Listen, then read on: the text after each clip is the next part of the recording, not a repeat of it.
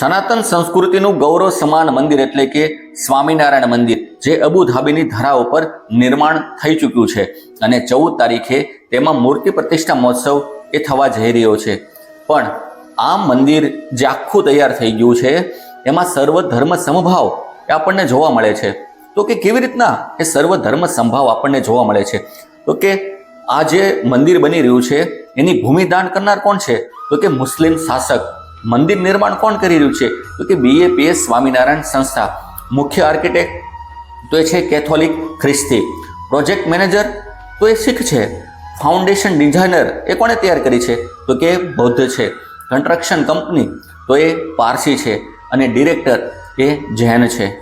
વિચાર કરો, જ્યારે આ બધાય ધર્મ એ ભેગા થઈને એક મંદિરનું નિર્માણ કરતા હોય તો એ અનેરું જ હોય।